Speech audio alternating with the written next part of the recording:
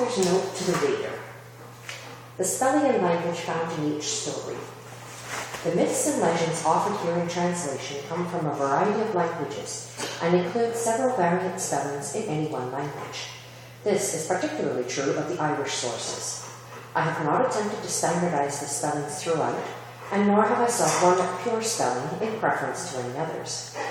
Readers should simply enjoy the legend, taking the names at face value as they are found in each story.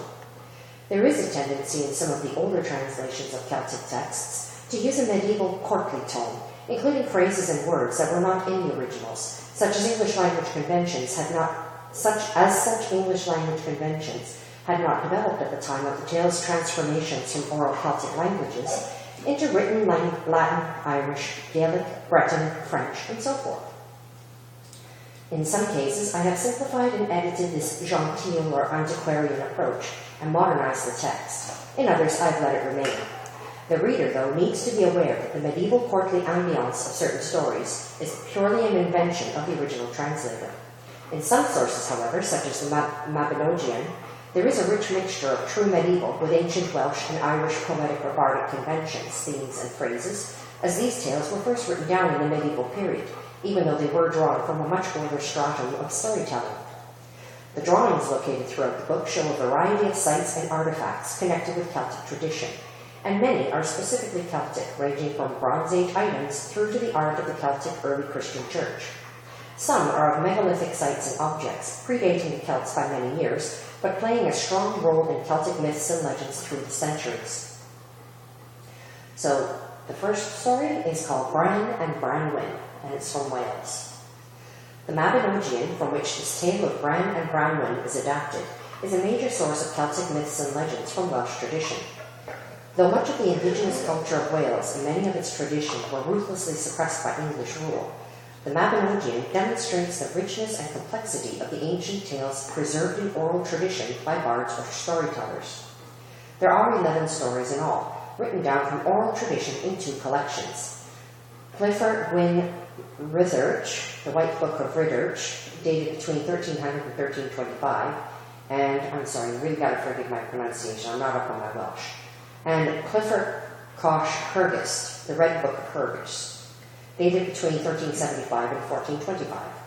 The White Book is in the National Library of Wales at Aberystwyth, what is with these people and their names, with several earlier manuscripts, MSS Penniarth 6-7-1416, which also contain material from the Mabinogion.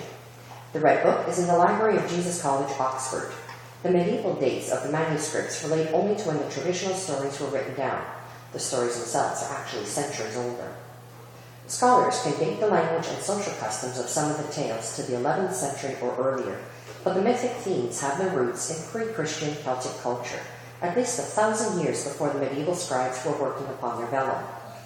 The name, Mabinogion, was coined by Lady Charlotte Guest in the 19th century, and her translation has been used as the basis for this retelling.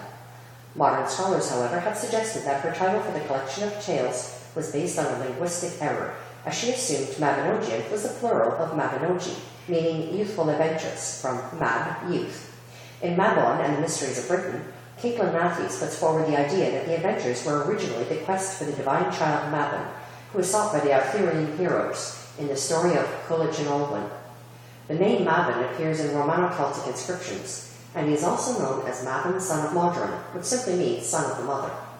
The idea behind the quest for the absent Mabon is both simple and profound.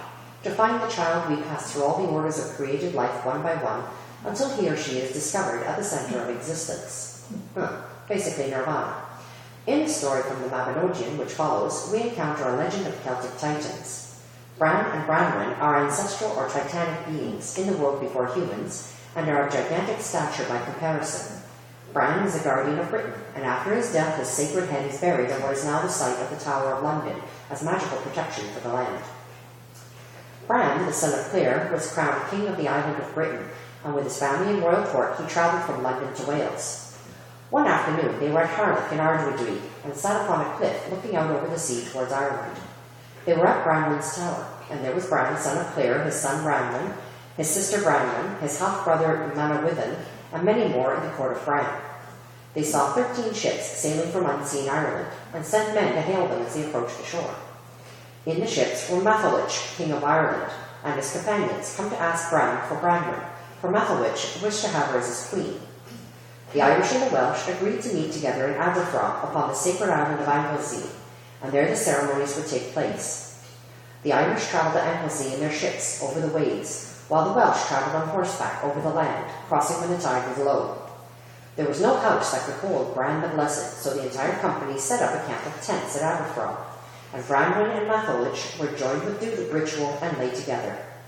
Manawyddan had 2 half-brothers from his mother's first marriage, before she was with Clare, his father. These sons of Penarden, mother of Manawyddan, were called Nisien and Evnisian. Nisien was a bringer of peace, but Evnisian was a bringer of strife. Thinking that he should have been consulted over the matter of Branwen's marriage to the King of Ireland, and angry that his consent had not been asked, and feeling slighted and bitter, Evnisian took his sharpest knife and set off to where the Irish had tethered their best horses.